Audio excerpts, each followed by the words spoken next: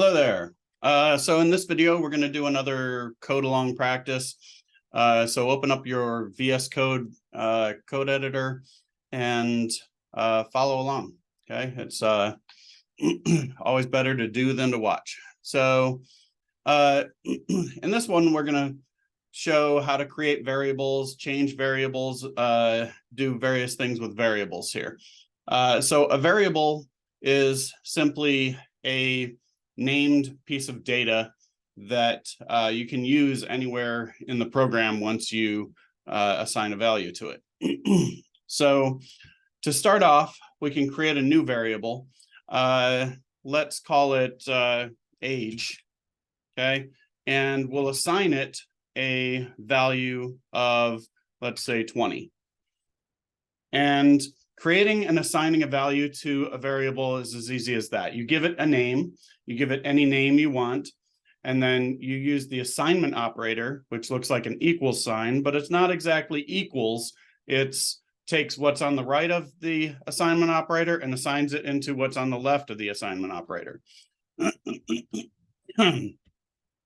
Okay, so we have a variable like that, and that creates a new variable, right? If it didn't exist before.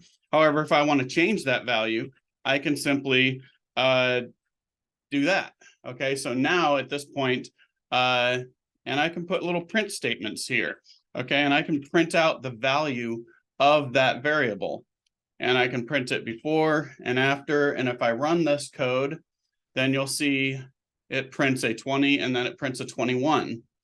All right, so, and if I try printing before that, right, you can see that VS Code already doesn't like that.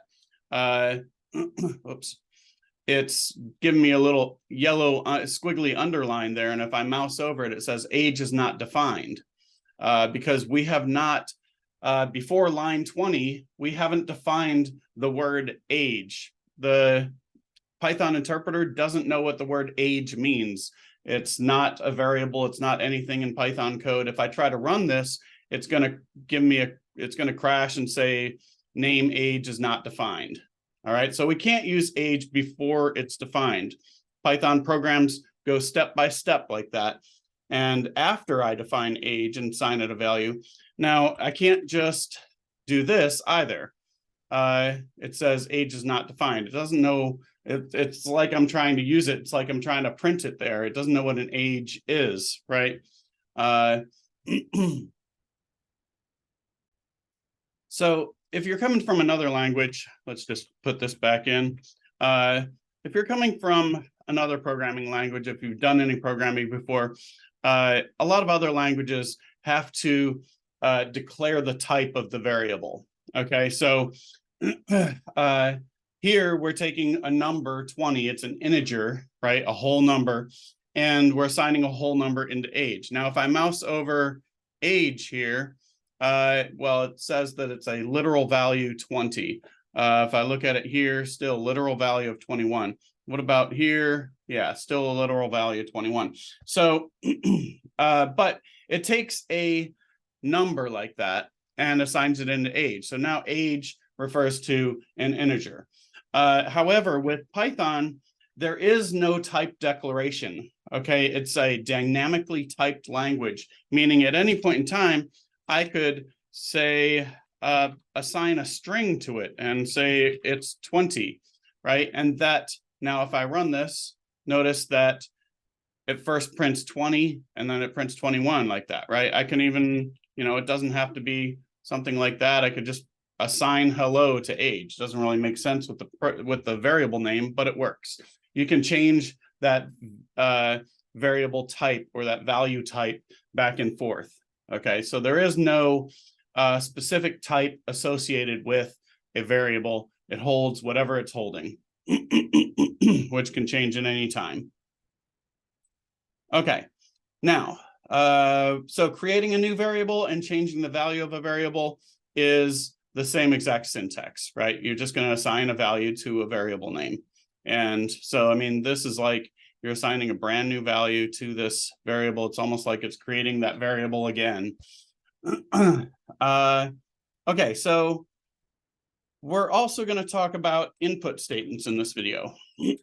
So an input statement allows me to have the user at the command line input some value, and then I can assign that value to a variable, right? Like I could assign age equals input, and by default, we can just leave that empty, but to call the input function, you need to have those open close parentheses, just like you do with the print statement, right? If I do this, and you know what, let's print age down here again afterwards, and let's run it again. And I see that it says 20, 21, and nothing else. I don't have any new command line. It's almost like our computer froze and is broken. Well, really, it's waiting for me to click in here. The cursor here is, it stops at that point in the program and waits for the user to input some value and hit return, right? So I can hit 30, enter, and what happened? Well, there's the 30 that I typed in, and then it printed 30 because I have line 27 there, right? So it stored age as being 30. And so the thing is, an input statement takes in a string value, okay? This 30 actually isn't a number, it's a string, which means it's a string of characters, or it's really just a character 30, or you know, the keys 30. It's not actually a number. So if we were to try to, for example, add 1 to age, which means we would assign what to age? Well, if we're going to assign some value, we don't know what the user is going to input, right? So if I wanted to, for instance, take this age and add 1 to it, well, I could take the current value of age and add, well, I'm not going to write 21 plus 1, because while in this code, because it's hard coded there and I see that value 21, I know that the value is 21, right? But in most programs, these values of these variables are going to be dynamic, like if it was input by a user. When you're writing the code, you don't know exactly what the value is, right? So what I'm going to do here is I'm going to say age equals age plus 1. Now at this point, an algebra teacher would go nuts because you can't have that. That's why this equal sign is not an equal sign. It does not say that these two sides are equal, because age can't be equal to age plus 1, right? It's age, it's 1 higher than age, and age can't be age plus 1. So it's an assignment operator. It's taking age plus 1, which in that case would be 22, and assigning it into age. So now at this point, let's comment that out for now. We're just run up to line 26 basically here. And if we run it, we see it's 20 and 22, right? I'm printing the 20 here, and I'm going 21, 22. So I added 1 to age. I could add 15 to age. Run it again, and I have a 36. Okay, great. Now back to my point here with the input. This input, even though I typed in a 30 before, right? It's not actually the number 30. So I cannot add 5 to, I can't add 5 to my input. If I, for instance, run this code now, I'm still waiting to enter a value. So I enter 30, and I should be able to add 5 to 30, right? Except that that's not a 30. It's not a number 30. It's a string 30. And you can't add 5 to 30. I could just as easily add the word hello, or put in the word hello, and you can't add 5 to hello, right? So the same way you can't add 5 to hello, you can't add 5 to 30. And I get a crash here that says can only concatenate string to non-int. We're not going to learn about concatenating strings yet, but it's an error because it's basically having a problem because it's a string, and I'm trying to add 5 to it. So what do I do to fix that? Well, this input, assuming that I know that the user is going to input a number and not input hello. Sometimes you have to be careful what the user is going to do. But in this case, let's assume that the user is going to enter a number. like 30, right? Then I can convert that type as soon as they input it. I can just wrap this whole input statement with int. So int will convert that input to an integer. At this point, now that will run. If I type in that 30, notice it printed a 35. So this allows me to take that input and immediately convert it to an integer and then assign it to age, right? So this assignment operator is taking everything that's done on the right side there and assigning it into that variable age. Now, a more obvious way to do this might be to break that up a little bit.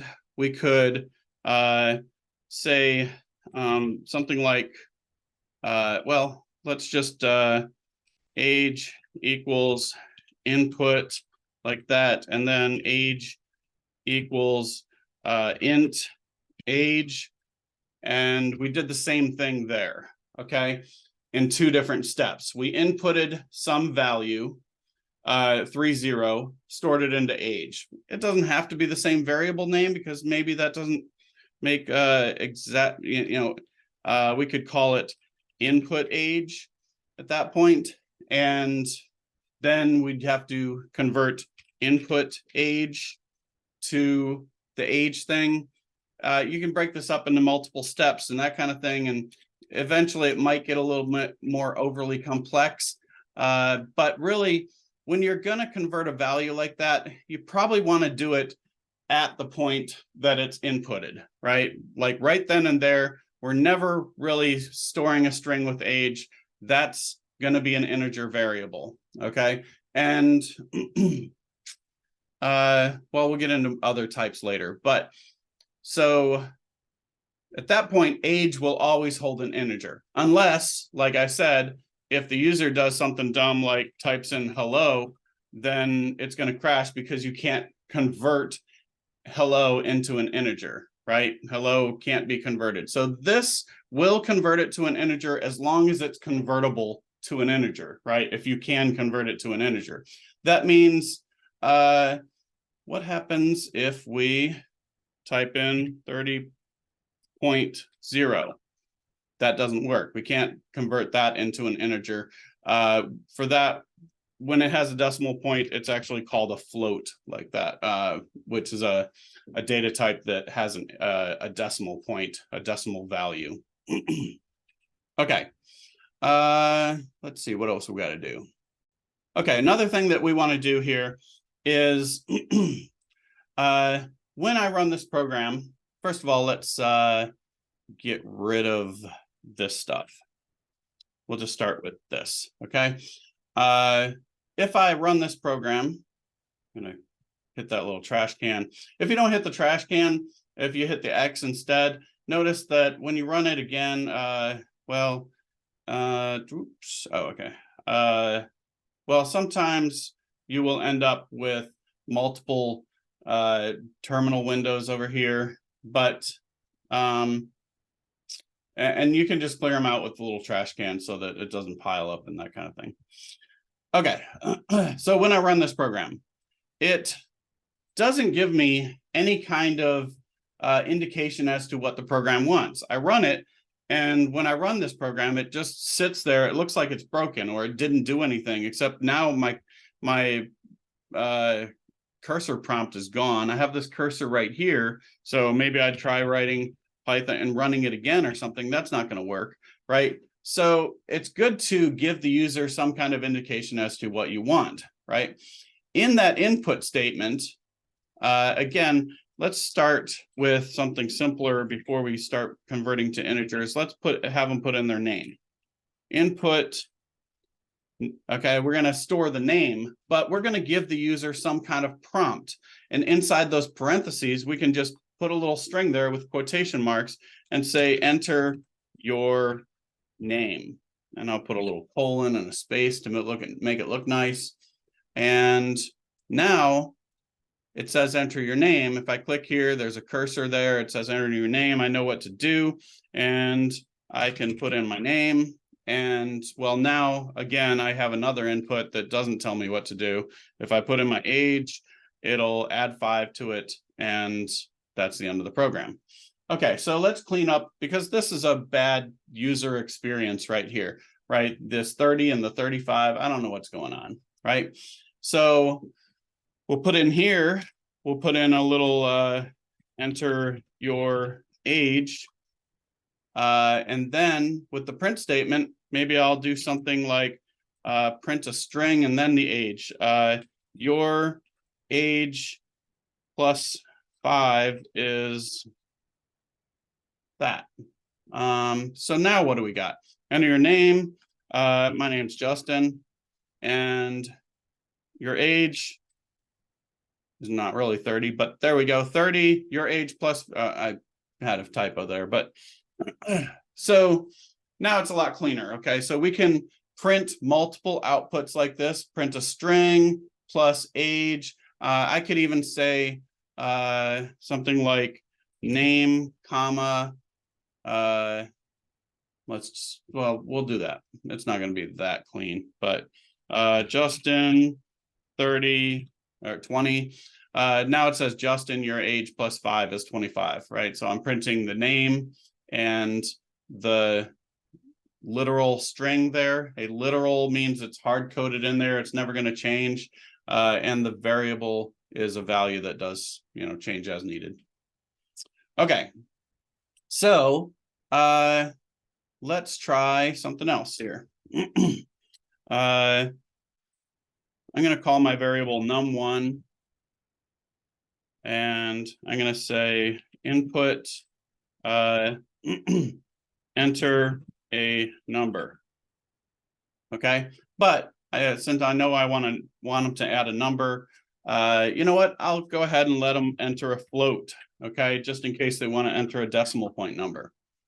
Okay, that allows them to enter either an integer or a float, but it's going to convert it to a float regardless. Because like I said, these conversion types will convert as long as they're convertible. It's able to convert it, right? So a 30.0 can be converted, I'm sorry, a 30 can be converted to a float by if it becomes 30.0, right? The other way around, we can't convert a float into an integer simply because it could be a 30.5 or 30.3 and it doesn't round. It's not converting from a float to an int, but you can convert an int to a float. So let's do that.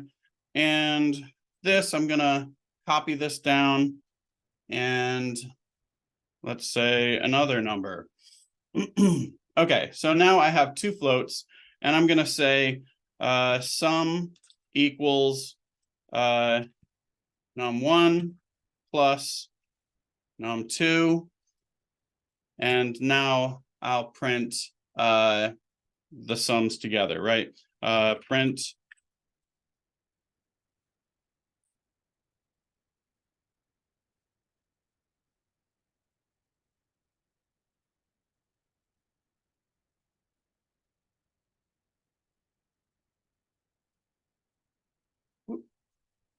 okay, let's see, how's that going to do?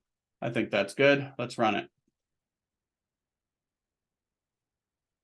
We'll put in 30, 20.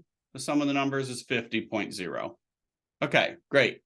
And I could do that with floats.